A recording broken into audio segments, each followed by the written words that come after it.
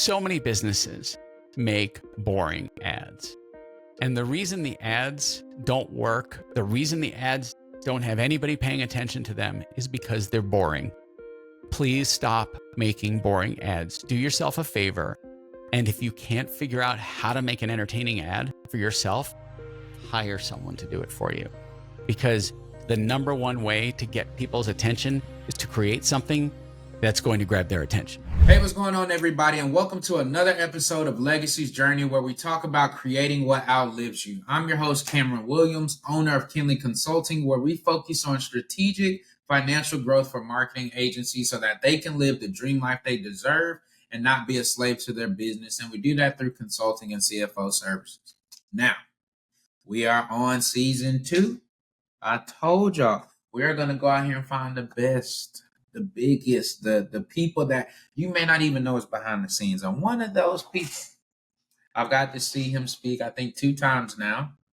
And the way that his mind works is just like, you ever seen water run and how it just smooth like out the faucet? That's how he talks about marketing and ads. So after just seeing them speak at this conference we went to, I was like, you know what? I think I need him on the podcast. So, ladies and gentlemen, Mr. Ken is in the building. What's going on, sir? Oh, thank you for having me. Boy, with that intro, I was about to get up and start looking for whoever you were introducing. All right. So you got to tell the people who you are, name a company, what you do, so that they may not understand your greatness yet. They will by the time we're done with the call. All right. I'll give you, you betcha. I'll give you the 30,000 foot overview. I was an ad nerd from a kid. From the time I was a kid, I created advertisements in my bedroom because I thought they were the coolest things. And I went into a business that most Jewish kids from New York don't. I didn't become a doctor or lawyer or dentist. I became an ad guy. And I've been in the advertising industry now for 40 years. I've worked with some of the world's biggest brands, Coca-Cola, Budweiser, Frito-Lay, Berkshire Hathaway, Tiffany and Company, the NBA, every team in the NFL, and 7 Super Bowl ads. So I've done a lot in the advertising business and I love what I do. I eat, breathe, and sleep it. Like some people get up in the morning and they nerd out on spreadsheets. That ain't me. Right? I know you are. I'm the guy who hears jingles in his head. I'm the guy who can remember every ad message that was incredible. From my childhood. People think that I'm broken, and I just call myself an advertising savant. Okay. So how's that for an intro? That's what I'm saying. So see, he already got into it. So I'm going to go here. So tell us, just to kind of start and paint the picture, how did you get your start? So you liked ads as a kid, but like your first job, or did you go to college and say, yes, this is what I want to advertise? How did you get into it? So how I got into it, I was a little kid, 12 years old, and I was fascinated by radio ads. And so I used to have a cassette recorder, a double cassette recorder in my bedroom, and I would record radio ads and then edit them apart so that I could isolate the ad from the other ad. So it was a very complex thing, probably overcomplicated the whole process. But I would break down the ads and why they worked and what was cool about them. And then I got really excited. The next year, I was 13. I had my bar mitzvah. And if any of you have ever been to a bar mitzvah, you know that like there's gift boxes and then there are the crazy uncles who shove envelopes full of cash in your pocket in the bathroom and say, don't tell your parents. I had one of those. And with Uncle High's gift, I was able to buy all the reel-to-reels and mixers that I needed to create a professional studio in my bedroom. So at 13 years old, I was making radio ads. I was writing ads as well. And I never thought about like, oh, wow, this is going to be my career. It was just this thing that I loved doing as a kid. Some people were into games, Dungeons and Dragons, right? Or whatever the games were that they were playing, when I was a kid. I wasn't. I just wanted to write. And so my first advertising opportunity, interestingly enough, came from a local bike shop that I frequented, Buddy's Schwinn Bike Shop on Casino Boulevard in Queens, New York, for those of you who remember, right near the White Castle, the best place ever. If you've never had a White Castle, don't judge, and don't tell me Crystal Burger is better, because it's not. Okay, So I'm just being real, Cameron. Like, I've had White Castle. I mean, oh, it White is better Castle. than Crystals.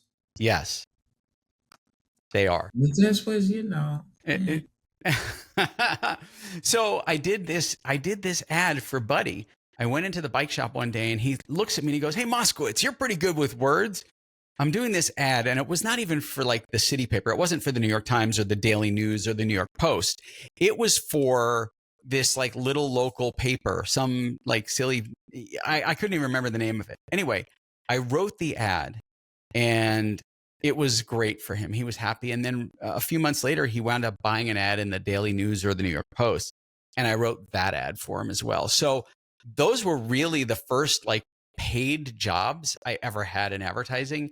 And I was paid with like, here, you want a new bike seat or you want a new speedometer or headlight, whatever. That's how he paid me because that's how you pay a kid for doing the work, right? So it was awesome. It was I didn't realize at the time that that was going to be my career. I just knew that I liked advertising. Okay, I like where this is going. Let's keep on the story. So that's at 12 or 13. So now we graduate high school. Where do we make the transition into like, All right. yes, this is my thing and it's time to get paid, baby? Let's back that truck up a little bit because we got to talk about high school. Okay, So okay. I am not Christian. I am not Catholic. I don't go to confessional. But I will say this. I had a secret that I held for 34 years and it was held close to the vest. And it finally got released into the world several years ago. And so it's no longer a secret. In my junior year of high school, I attended an exchange program in Israel and I loved Israel. Stayed there for my junior and senior year, came back to the States and discovered that I was 2 credits deficient in, of all things, physical education. And the New York City Board of Ed was going to make me repeat the 12th grade because of those 2 credits. And I said no. And I walked out of my guidance counselor's office having never graduated high school. So you're talking to someone who never graduated high school. Are you serious? I am serious as a heart attack. I held that secret for so long because it doesn't impact who I am and what I do in my career. And I feel like this just made the story like 10 times better because that means you working on NFL and NBA level, but you didn't graduate high school. no. And, I think part of it is it's my passion. And I'm a nerd. Like when I say I'm a nerd, like if I got up right now and walked over there, my camera would track me. You would see every book I own. Every book, except for one, is advertising. Like there isn't a book in my office that isn't branding, advertising, marketing consistently. And I study it. Here I am at 57, having now been almost 4 decades in the advertising industry. And I'm still studying and I still learn. And part of it is because of my love of the craft. It doesn't ever go away. And I think, Cameron, when you do something that you really love, there's that saying, "Oh, it's you never work a day in your life." It's true. Like I can't tell people how true that statement is. It's flippin' true because you love it. I get up and I'm excited. Like when I have to do ads for Tampax or pizza ovens from Uni, or like it doesn't matter what the project is. I love it. And I eat, breathe, and sleep this stuff. I dream of advertising. Other people dream of like family vacations and dogs. No, I have jingles in my head. I have scenes and visuals and framing and how the person's going to move into the scene and what they're going to say. Like that's what I dream of. So it's what I do. Okay, let's stay right there because I think you hit this on the head. By the way, you guys know the drill. We're taking notes because these geniuses just be dropping it so fast. You got right now. You said, okay, you're still studying your craft, and I think newer people that are coming into the marketing industry the past few years, what I've seen and slash maybe even heard, they're not focused on studying the craft and being immersed in it. It's about, ooh, I heard this is how I can travel or make money on the side. What would you kind of say to that younger person, that younger marketing agency about the importance of doing this type of study and being immersed in it like you are? Well, I think there's two things. Number one, you don't feel like you're studying or immersed in it when you eat, breathe, and sleep it. Like when it's your passion, it's what you do. And a great example of this is, oh gosh, and I can't remember the boy's name. I follow him on YouTube. I am not into cars. Okay. Like I'm not a car guy. I don't care. Like, a car is a utility that gets me from point A to point B. It's just not me. This kid is a gearhead.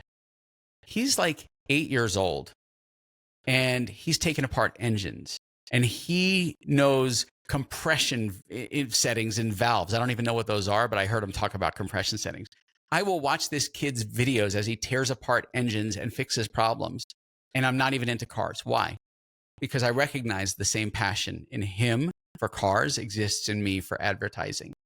So if you're really into it, you're going to immerse yourself in it. What I believe is happening is many people are taking the shortcut approach of, well, I'm going to make a lot of money really fast. And I say to you, that's okay. At some point, you're going to grow up and you're going to realize it's not all about money. Because I can tell you at 57 years old and having just gone through a year of cancer treatment, you can always make money, but you can't make more time. And so right now, while you're hustling and grinding and trying to make all the money you can and you're dropping that cash at the clubs because you want to show that you're a baller, fine. At some point, time is going to catch up to you and you're going to be like, wow, this really sucks. And that's when it's going to hit you in the face. And so I was chasing money. When I was in the corporate world, Cameron, I was chasing money in my 20s, my 30s. I can tell you, like, the conversations I had in my head, and I think we all do have these conversations at some point. Not the kind that, like, you hear whispering or a dog talking to you, different conversation. The kind where your inner voice talks to you. I just want to clarify that there's a difference between psychosis and, yeah, just making sure. The voice in your head is giving you direction. It's telling you which way to go. You got to listen to that voice in your head, because what that is the voice in your heart. And I totally shifted gears on you here because I think it's important that people listen to their hearts and don't just chase the thing. We're doing a lot of shiny object chasing these days, Cameron. And I know this got I switched the energy really fast. No, but I'm good. Keep going. I think it's so important because I see people who are, and I'm not crapping on people who take an advertising or marketing course and then hang out a shingle. Good for you. But you also do a lot of damage because you don't know what you're doing. Yep. And that course doesn't make you an authority in what you're doing. What makes you an authority is immersion, experience, being a practitioner.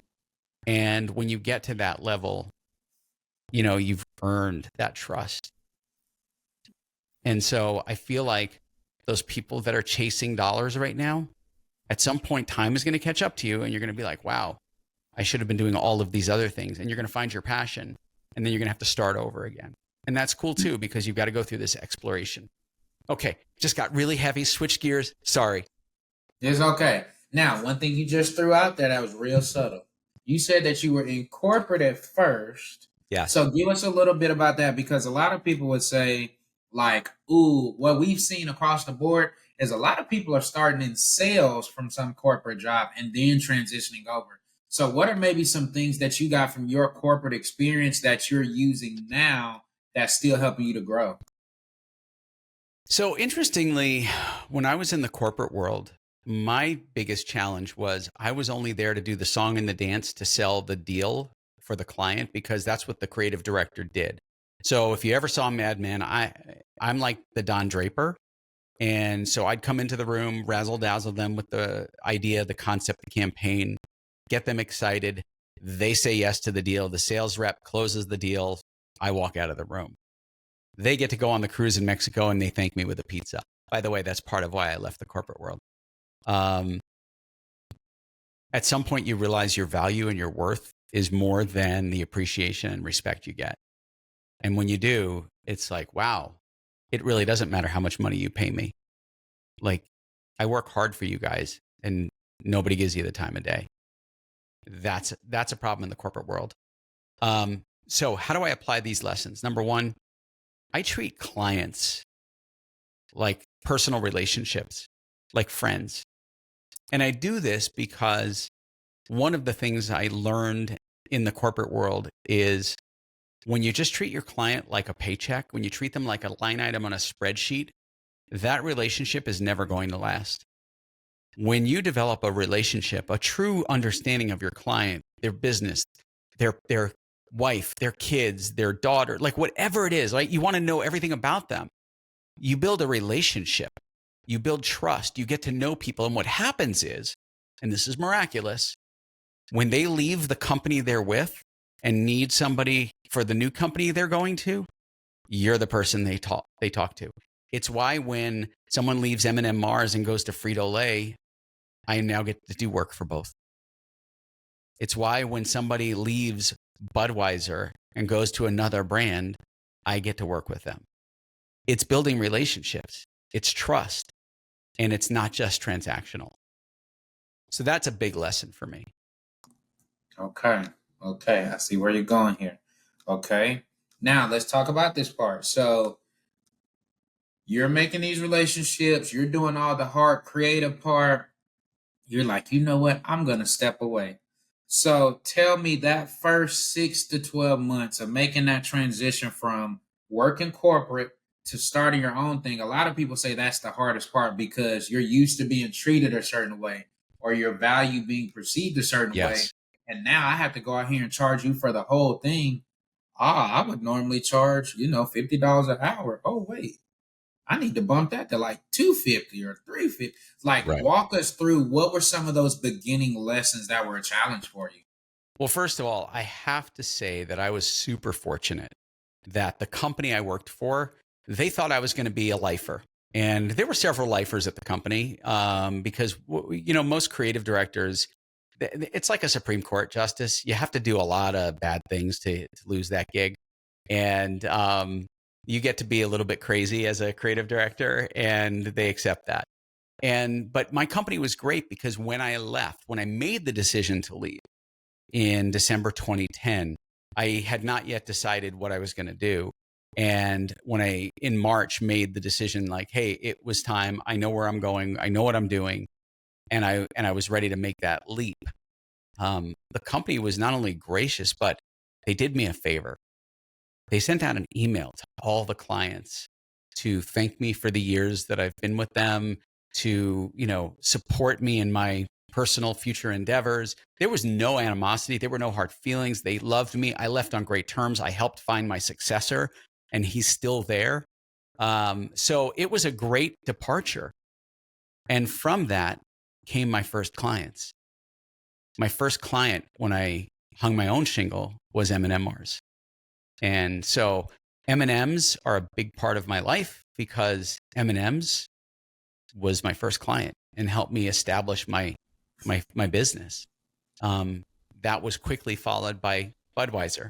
And again, those things would not have happened had it not been for the relationships I developed over the years when I was in corporate.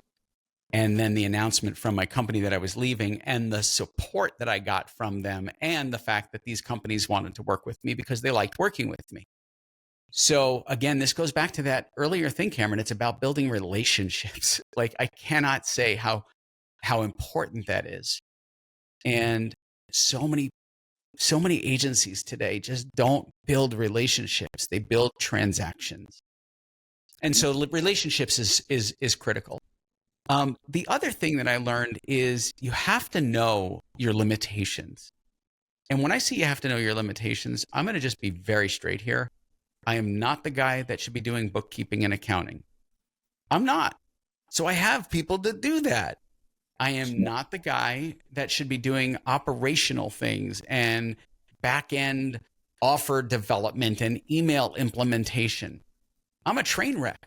You don't want me touching your tech. You touch your tech, I'm literally going to take down the entire internet across the world, and all the airlines except Southwest will not be able to run. I didn't do the CrowdStrike thing, but I would be responsible at that level, okay? So you don't want me touching that stuff. I have one thing I'm really good at: advertising creative. That's it. I spend my day like in this office. I wonder if my camera's tracking me. Let me get my camera to track me for a second. There we go. Now my camera should be tracking me. Okay. In my office, and I'm going to walk away from my microphone. Okay. I literally spend time reading books. I sit down in this chair in the back of my office, and I read and I study my craft. And it's also where I do my work. And the reason I'm sharing this, let me get my camera back to where it should be. Come on, camera, follow me. There you go. It's like Dolly. Remember the movie Dolly where the head of the robot just tracked everybody? But my camera tracking is off. This room is my sanctuary. It's where I do my craft. It's where I create advertising. And there we go. Now I got my camera back. And I have a special place where I do that. This is all I do, though. Like, my day is consumed with advertising, and I get lost in it. You get lost in the thing you love. And so I get lost in it, and I will spend hours creating. But I learned something from Oprah. You spend your time in your zone of genius. And if you only do that, your business will grow. I don't chase revenue anymore. And that's what I was saying earlier when I kind of went off the rails. When I was younger, I remembered distinctly saying, oh, when I make $50,000 a year, it's going to be amazing. And when I got to 50, I was like, well, when I make $75,000, I'm going to be so happy because I'm going to be able to do this and buy that. And by the way, the difference between 50 and 75,000, when you break it up over 26 pay periods, ain't that much. But in your head, it's like, wow, I'm going to get this huge raise.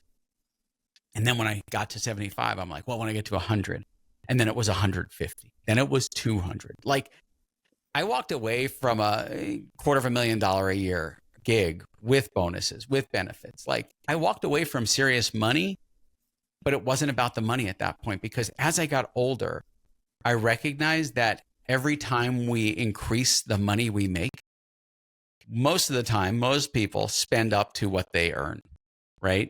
It's just a natural behavior. It's a bad behavior, but it's a natural behavior. I'm not here to judge. I'm not Dr. Phil. I'm not going to sit here and judge your spending habits, okay? That was more Bill Clinton. I apologize. Sorry. I can't do a good Dr. Phil and not sound like Bill Clinton. Anyway, so that, to me, there's going to be a shift like there was for me where money wasn't the answer, because you can make more money and you're always going to grow into that. It's time. And when I got diagnosed with cancer in May of 2023, that's when I realized how valuable, how precious time was. And because you don't know when your number's up. And people live in this delusional world of, well, I'm just going to keep hustling and grinding. I'm going to make my money and da-da-da-da. And they're going to live life. And by the way, they're not really living life because they're so busy in the hustle and the grind that they don't get to experience life and live. They just hustle and grind. And when I had this profound experience last year and over the past year, my last surgery was just April 14th of this year. So I'm just newly done with all of this. Time is the biggest thing you can't buy back. There's nothing that's going to give you that. And so my focus shifted. Now I'll breathe so you can talk, Cameron. I know this is your podcast and I'm hijacking no, this is good. I'm just taking my notes because now I have 1, 2, 3, 4 new questions. Okay. So first off, I got to ask this. This is not one of the questions, but it is a question. I know it's coming. Does this mean for the M&Ms? When I see those commercials on TV, that's you? I've done some commercials for M&Ms, not stuff that's currently running, but I've done ads for M&Ms. So it was your idea to come up with like the characters being the different colors? No, that was a different team. I'm working with their custom M&Ms. Oh, Journey decided to lift her head. I've done work for them for their custom M&M lines, the ones that show up at weddings and bar mitzvahs and now funerals. Hey, because why not? You know, if you're going to have a going away party, make it fun. That's fair. That's fair. Okay, let's go there. Now, one thing you just harped on, which I think we need to spend just a little bit more time on, you're talking about making amazing relationships. What are some things that you are doing or have done to build those? Because I think we all talk about less churn, more LTV, but I think the key to that is making these better relationships. So, what are some ways that you've done that over time that you've seen has really helped to keep Oh, the client engaged and happy? absolutely. So first of all, I'm a big shout out to my friend and mentor, Gary Vaynerchuk. Gary taught me something early on, and it's something that I still do to this day, and I will never stop doing: surprise and delight. If you have a client that you know is into a specific thing, it doesn't matter what that thing is, surprise them, delight them, do something special for them. And so I regularly like to surprise and delight clients, but I also do things like, for example, in a few weeks, I'm going to be in Atlanta for a 3-day client strategy session. And I end my days with the client at 5 o'clock. But I also make sure that I have time in the evening to meet up or have dinner with other clients. So I'll shoot them a text message, and I did this yesterday. I said, "Hey, I'm going to be in Atlanta from this date to this date. I've got 3 available nights for dinner. Do you want to get on the calendar?" And so I prioritize them. They're suddenly important because I'm coming into town for another purpose, but I want to see them. Now, you may say, well, that's, silly. You're just stroking a client's ego. I'm like, no, I'm building relationships. I also know their family names, like everybody in their family. I do keep track of, and now I don't remember it because it's in my calendar. I keep track of birthdays, anniversaries. If someone's loses a pet or a parent, send them flowers, send them a note. Like, pay attention to that stuff because it creates a bond.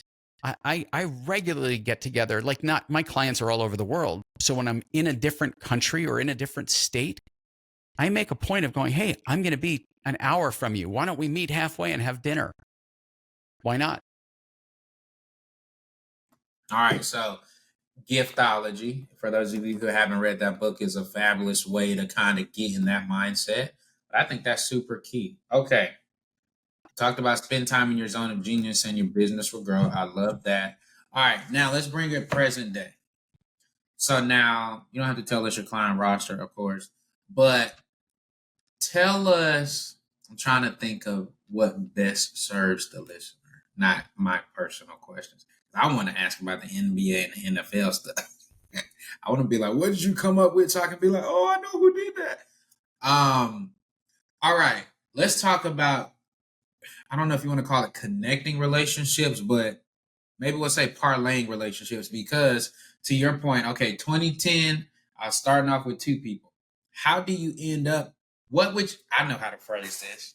Okay. If I'm a young marketing agency or even an established one, how do I get in front of these bigger contracts and opportunities that everybody wants? I mean, who wouldn't want to do ads or promote, the NBA or whatever? So, what are some tips you can give to better position yourself for higher quality customers? All right. So first and foremost, most, and I'm going to air quotes this, which is going to be a little bit jerkish. Most agency owners today have no idea what an RFP is.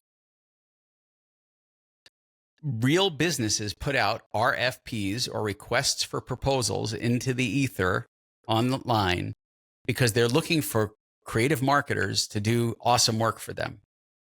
And do you know how I win RFPs? I don't show up with a concept. I don't show up with a storyboard. I create magical ads. So when they see it for the first time, they're seeing a finished advertisement. And I do that because I know how to win an RFP. And so for young agency owners who want to grow their business and get a roster that looks like the roster of clients I've worked with, RFPs are the way to go because you have the chance to game the system. Most of the big agencies out there, the big ones, right? We all know who they are. And I'm not talking about like the 5-person agencies. I'm talking about the 1,000-employee agencies. Most big agencies out there are the ones winning the business because they've got the team, they build RFPs, and everybody knows them. But the reality is that today, a small agency can grab that business if they're smart, if they know how to grab the attention, if their creative is on point. So that's how I would grow. And by the way, at 57, I still grow that way. I have no problem putting my hat into the ring against every agency out there. But what happens is that because I've worked with so many people in the industry, they know me and they go, oh, wait a second. We can get him on this project? Super cool. So it gives me a leg up. But that comes from years of doing this. And so that's what I would do. Okay, I like that. Basically, come with your best on the front end. Don't try to come in like, oh, what do you want to hear? Just come on in with the heat. Just bring the heat Yep. off front so they can really get in it. All right, let's talk about this because I'm sure you have a team, of course. How has your team changed and grown? Because you made a point to say earlier, I know that my zone of genius is being creative, not back end, not tech, not numbers. I have people for that. Kind of walk us through what that looked like for you because I'm sure that wasn't a day one thing. I'm sure No. there were some maybe mistakes and blunders. So, like, what have you learned about growing a team that still can support you and leave you alone to do what you do best, but still help push the vision forward? So I can tell you that I'm also a terrible people manager. And so I do well. So Cameron, obviously you've met me at some conferences. I'm a people person, but I'm not a good people manager. And so I don't want to manage a team. I want to just stay in my little cave and do what I do. And so everybody that works with me, whether it's operations, whether it's writing, whether it's systems, whether it's accounting and bookkeeping, they are all autonomous but they know what they need to do in their jobs. And because we work with adults who know what they're doing, they don't require a lot of babysitting. I think people tend to over micromanage I guess overmanage, micromanaging and over micromanaging. Really bad management. How's that? Um, People tend to micromanage team members and they tell them how they want the job done versus letting the team members who know what they're doing do the job the way they know how to do it. And I'll give you a perfect example of this.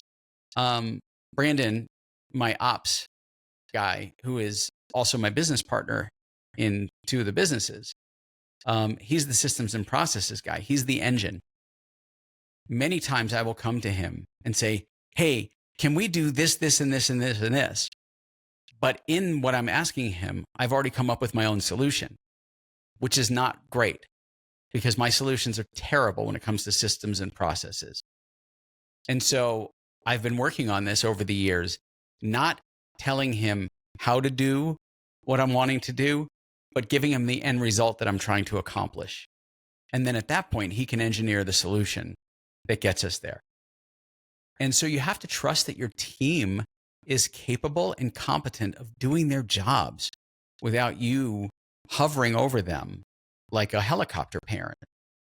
And so I don't hover over anybody, and I don't want to because I'm not a good people manager. And so I would rather go, here's what's going on. Here's the cool stuff. Here's the not so cool stuff. You guys are doing a great job. And go back to doing what I do. And then when there are challenges, when things arise, when a need comes into like, hey, can we talk about this? Yes, absolutely, of course. Every organization has their challenges. One of my team members, had a parent in ICU after a major heart issue.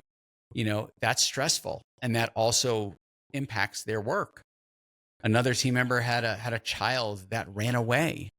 Like that's really impactful stuff on their lives. You have to be able to have some grace for those people when those issues occur, but also know that they're adults. And if they say that, hey, I can't do it this week because of something, that's fine. You got to be okay with that, but you got to trust that your people are doing their jobs. Okay, I like this. I also like how you just slipped this in. You said both businesses with the S. Yes. Well, actually, if you look at all of them, there's probably 5. Oh my gosh. I don't know how you left this out, but now we got to go there. Now, you and I know that's another, so many new cool things. People are like, "Oh yeah, I need to start a second business. I want to have multiple streams of income." You are clearly doing it at a high level and you have 5.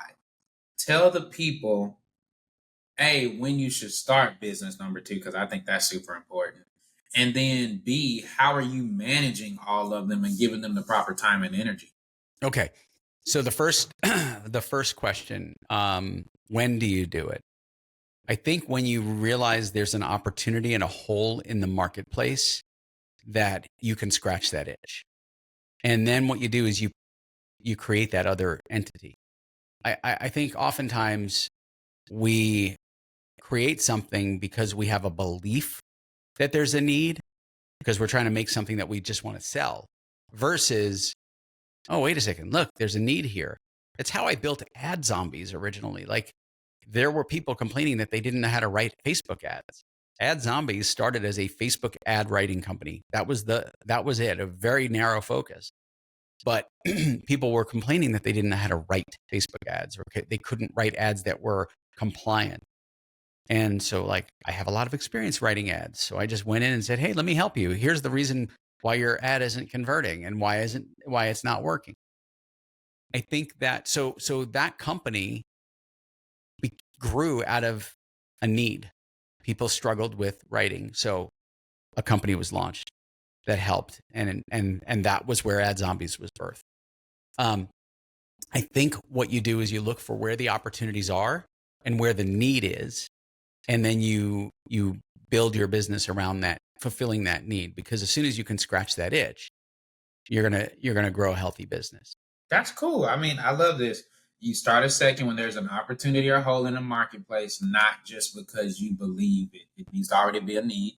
The second one is, how are you balancing having multiple? Because I think a lot of people, I know for a fact, we have a client and we had that conversation. Oh, I want to start the second business. And I was like, this one is doing pretty good. You sure? And he's like, yep. He was super certain. And then, of course, months later, he's like, man, I'm stressed out. It's a lot to try to juggle both. I forgot this. And I'm like, Yeah. So how do you juggle? I'm a terrible juggler. Like, no, I'm a good juggler. Like, you give me like 4 balls, I can do that kind of juggling. I got that down. I'm a terrible juggler. So what happens is that each baby gets a little bit of my time on given mornings, and for the needs that are most important. And that's it. But I'm not really great at juggling. And because none of us can multitask. See, there's this misconception or misbelief that you could do 5 things at once. You can't. Your brain actually segments them, and you can only do one thing at a time. And so what I do is, on my calendar, like, it's even rare that I'm on a podcast this early, right? At the time we're recording this, it's early in the morning for me. My mornings are guarded because that's my creative time. And so most of the time, my calendar is not open until after 11 a.m. And the reason for that is because I guard my creative time. My zone of genius is strongest from 8 a.m. until about 11 a.m. And so I can get a lot creatively done. So every morning I have blocked out for that creative time. And so every day I have an opportunity to work on something related to, whether it's one of my communities, or whether it's, ad nerds or ad zombies or wedgie. Like, I focus my energy where it needs to be focused. But I am not a great multitasker. I don't ever want to be on a production shoot if I don't have to be. And so Phil, my first AD, who is me on a production shoot, make sure that our ad productions look incredible. It makes sure that when we film a commercial, that it looks like the vision I storyboarded. And again, it goes back to trusting your team, but letting your people do their jobs.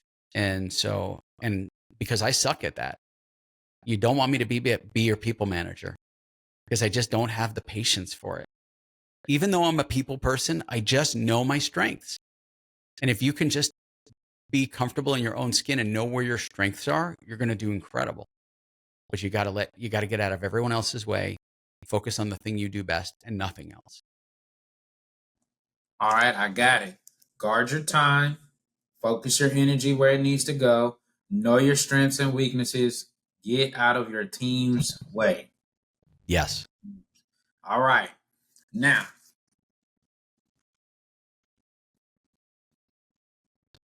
I still want to, I'm going to do it anyway. Hey, it's my What? show. I want to know about these NBA and NFL Oh ads that gosh. you put in So because I feel like I just want to be able to be like, he did this. Tell us. I'm not even going to let you spill the beans about how you got in the door because y'all don't need to try to copy machine Ken Swag. But tell us, what is it like? Like, okay, we worked hard. We got the huge opportunity. We're in the door. What is that pressure like in having to deliver for the NBA, Budweiser, Eminem? Like these aren't small businesses, you working out your home. These are $250 industries. Speak to us about like what is it like doing, which I'm sure to you, like I'm still just doing my same thing, but the stakes and knowing how many people this will touch or go through or put eyes on it. there really isn't any pressure. And Oh, okay. See, I made that sound so bad. I'm sorry. no, no, no. And I'll tell you why. First of all, it's a calmness in knowing your abilities. I know my abilities as a creative. I know what I'm capable of. So I never sweat that.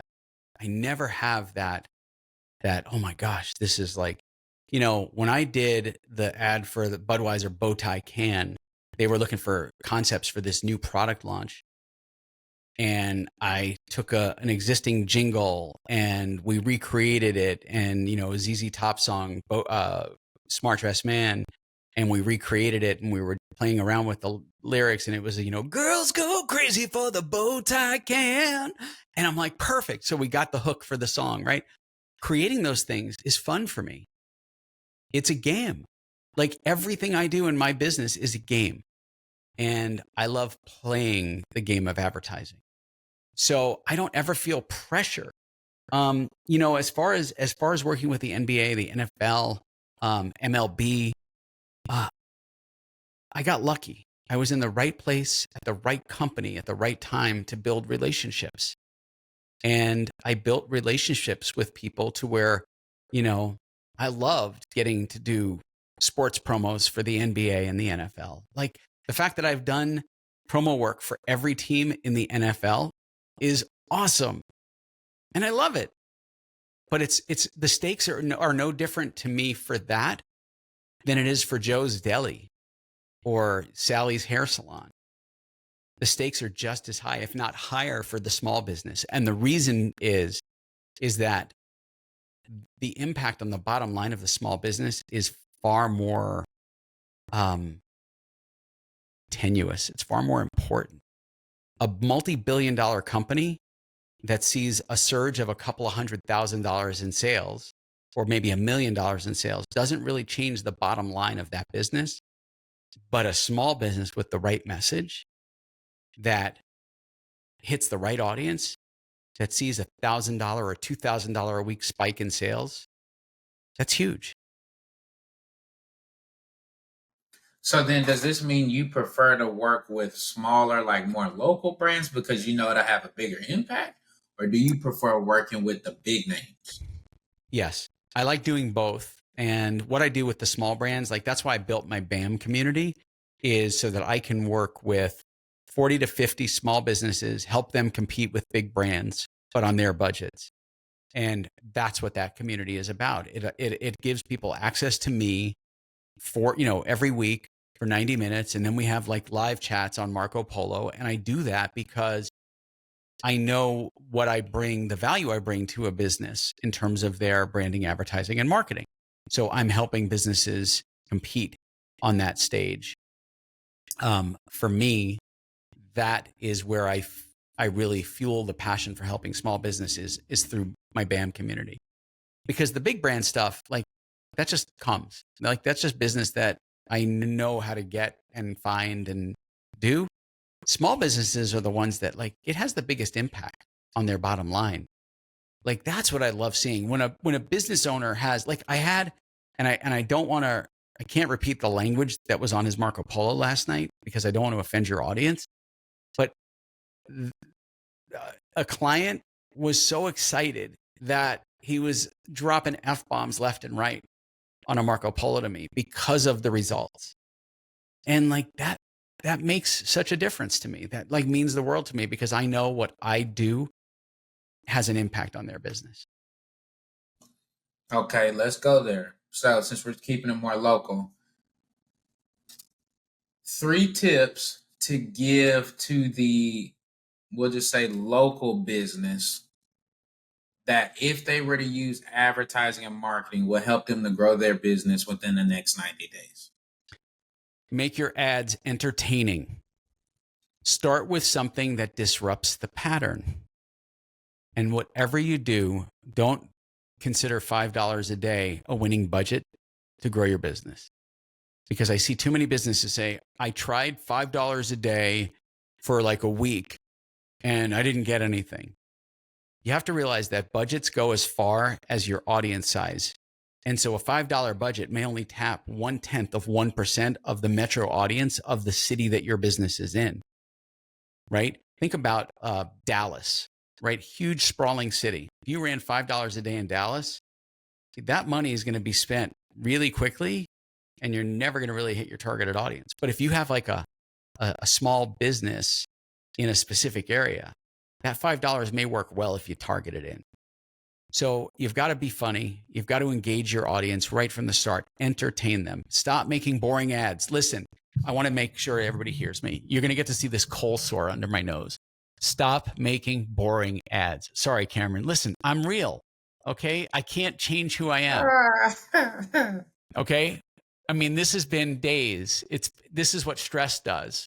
No, I have no idea why that happened. Anyway, I'm sorry. Did I throw you? Come on. I saw you. No, you haven't thrown me. I'm with you. Make it entertaining. Okay. Disrupt the pattern. Yes. $5 a day is a no. Yeah. And so many businesses make boring ads. And the reason the ads don't work, the reason the ads don't have anybody paying attention to them is because they're boring. Please stop making boring ads. Do yourself a favor. And if you can't figure out how to make an entertaining ad for yourself, hire someone to do it for you. Because the number one way to get people's attention is to create something that's going to grab their attention. That's all. Okay, let's talk. Dang, now this is good. Okay, now when they make this ad, which ones have you seen drive more ROI? Is it a free giveaway? Is it entering into a contest? Is it sign up right now because the price is right here on the screen? So it's always a good solid offer. So here's the problem with the free giveaway. How many people, show of virtual hands, just raise your hand even though you can't, unless you're driving, then don't raise your hands. How many people have downloaded a free something? See, everybody's hand goes up. How many people have actually opened it? Now I'm going to make up this number. I'm going to say maybe 10% of the people raise their hand there. Okay. Free has no value because people perceive that if you're giving away something for free, it's not really that valuable because no one gives away anything valuable for free. So my low fruit, like for low fruit offers, I don't do free. Do a self-liquidating offer. Do a $5 or $10 thing because there's suddenly value in the thing that you were willing to give away for free. You may get less people downloading it because they don't want to necessarily pay the $10 or the $5. However, the people who do are your ideal customer. Okay. Now, as far as giving away stuff, I don't like giving away stuff. It's just not going to get you the ideal customer. It's going to get cheapos. Yeah, it's going to get people who just want free stuff. And so always the best thing to lead with is a solid offer. And, I was demonstrating this tool that I created called the 40-Year Copywriting Bible. And I was demonstrating it online yesterday. And I used a hair salon called, I think it was Spirals. They specialize in curly hair in Manhattan. And it started to generate ad copy for this real salon. But when you have an offer, and the offer was like this curl conditioner for a $45 value for free between now and August. By the way, this isn't a real offer. So if you're watching this and you're in Manhattan, you have curly hair, don't. I was demonstrating the AI, right? I just want to make sure I'm clear on that. I don't want people rushing this salon and going, hey, I heard on this podcast. No, it's not real. Anyway, my point is, when you have a good offer, the good offer is going to drive enough curiosity for new potential customers or clients, depending on what your business is, to drive them in. If it's a good offer. But if it's like a free hair clip, I can pick those up on my bathroom floor. I have daughters. That's where I would get my free hair clip. I wouldn't like do that online, but I would for a $45 curl conditioner if I'm a curly haired woman who wants to go to some place that knows how to cut curly hair. Make sense? Well, we got to wrap it up. All right. I feel like I was really starting to see that light bulb go off in your eyes because we was asking about specific creatives. Yeah, when you get into advertising, I'm done. I will. I wanted to know more about you, the person, but I see now in hindsight, I see what I should have asked. All right, tell the people if they want to work with you. They're like, man, this dude's brilliant, or he has the perfect amount of experience, or he's exactly right. My social media and my ads and all of that is super boring. How can they find you and get in touch with you? You know what? Probably the easiest way is go to bamismyjam.com. That's BAM and you can learn a little bit about BAM. If you want to connect with me, there's a link to get on my calendar, and that's a great way to do it. There you go. All right, y'all. I'm not even going to, yes, I am. It was so much good stuff. Stuff to summarize. Study your craft consistently. What are you passionate about?